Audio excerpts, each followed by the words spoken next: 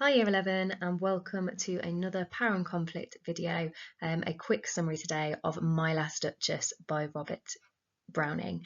And on the right you can see the picture of Lucrezia de Medici, who this poem is supposedly based on, and that's something that you can do some research on yourselves if you'd like to know any information.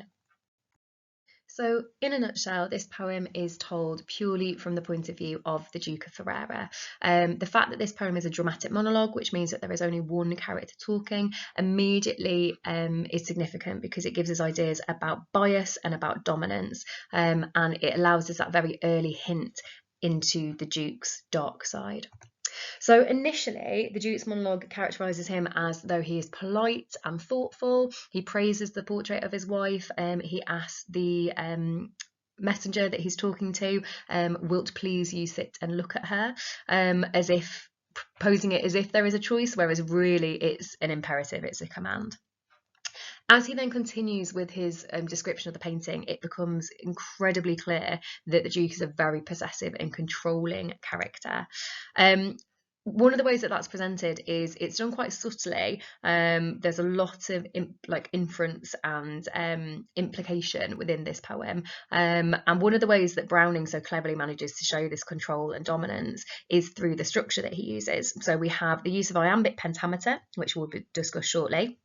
Within the actual lines themselves, which juxtapose with the rhyming couplets that are used, and it creates this sense of the iambic pentameter is supposed to seem like natural, conversational, but the rhyming couplets give away that sense of control and rigidity that the Duke has, that he's attempting to appear spontaneous whilst clearly having carefully crafted this monologue that he's going to say, all obviously thanks to Browning as the real genius behind it.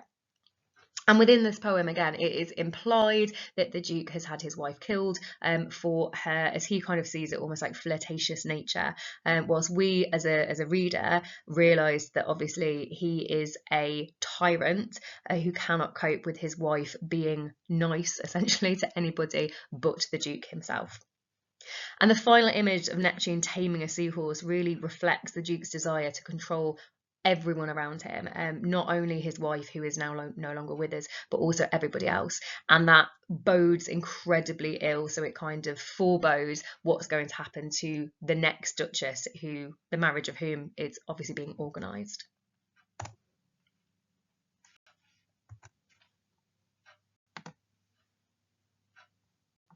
So this poem is quite rich in symbols, so I thought it would be a good idea to talk about some of the symbolic meanings in this poem. So first of all, we get the curtain, since none puts by the curtain that I've drawn for you but I. And the curtain becomes a metaphor or a symbol of the Duke's control over his Duchess, both obviously when she was alive, but even more so now that she is dead. One of the things I always talk about with this poem is, remember, it is set in 15th century Italy. That is in the prime of the Italian Renaissance, which basically means lots of culture, lots of art, lots of painting. By saying that that's My Last Duchess painted on the wall, looking as if she were alive, having the portrait painted directly onto the wall suggests it's what we call a fresco, which means that it's even harder to get rid of. If it was a painting in a frame, you could pick it up and you could remove it, you could put it away, but by having it on the wall suggests a sense of permanence, which I think if you want to really reach those higher levels, implies obviously the impact that the Duchess has on the Duke. She is no longer alive, and yet she is still controlling and dominating his thoughts. He is still obsessed with her, and the curtain is his way of controlling her, seeing as he didn't seem to be able to do that when she was alive. Neptune taming a seahorse, that brilliant Roman allusion at the end there to Neptune taming a seahorse. So we know about Neptune from Macbeth, but all great Neptune's oceans wash this blood clean from my hands. We know that Neptune is the Roman god of the sea. So the idea of him taming a seahorse, a creature that can be seen as quite submissive, obviously huge difference in terms of power, but then on the other hand could be seen as something very, very powerful. If we think about like the white horses in the waves that quite often get talked about metaphorically, there's this idea of more of an equal power balance. So on the one hand, this metaphor can appear as if the Duke is omnipotent, thinks that he's all powerful. Taming the seahorse, that desire to like break something. If we tame an animal, we're essentially breaking its natural nature. But then on the other hand, it again could be a metaphor, just like the curtain, for that control that the Duchess still has over him. He is still wrestling to dominate her kind of her narrative, her experience, even while she is now dead. The title itself, My Last Duchess, obviously we've got the use of the first person possessive pronoun, my, suggesting that sense of control, and the very interesting significance of the adjective last here, obviously implying that, as we've already know, foreshadowing her death due to the Duke, but also suggesting that she is just one in a line. We know that this poem is him arranging his next marriage. So again, there's that sense of kind of the symbolic patriarchal power in the poem, the way in which that maybe women are seen as like disposable objects or commodities. There's a lot that you can go kind of into in a lot more depth in this poem. And then finally, as I've already mentioned on the previous slide, the idea of the dramatic monologue itself, that this is one character, one voice that we hear throughout this poem, and that allows the Duke to have his bias and say exactly what he wants to say and tell his side of the story, as crooked as it may and inaccurate as it may be.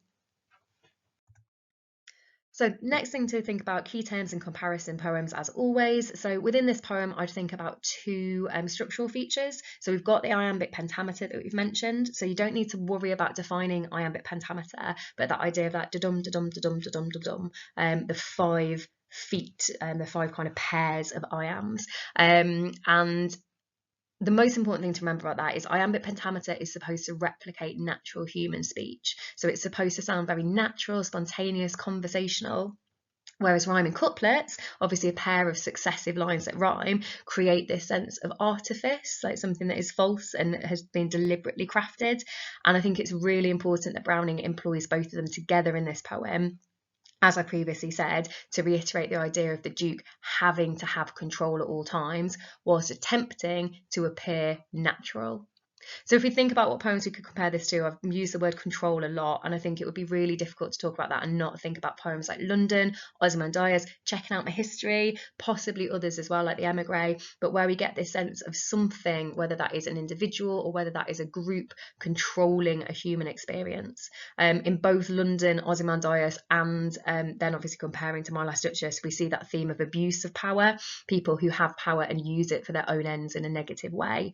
Within Checking Out My History, we can still see that abuse of power, but maybe more widely that idea of like humans trying to control other humans, trying to dictate narratives and experiences. As always as well, final slide, you've got this knowledge snapshot here from the wonderful Stuart Pryke. So please do use this, have more of a read through. This has been a little bit longer than usual, but do have a read through if there's any additional information that you need. As always, guys, thank you for engaging with this. Do let me know if you'd like to see any specific poetry videos or any of our other key texts. And as always, if it's been helpful, then please like and subscribe to the Cedars YouTube channel. Thanks everyone, bye.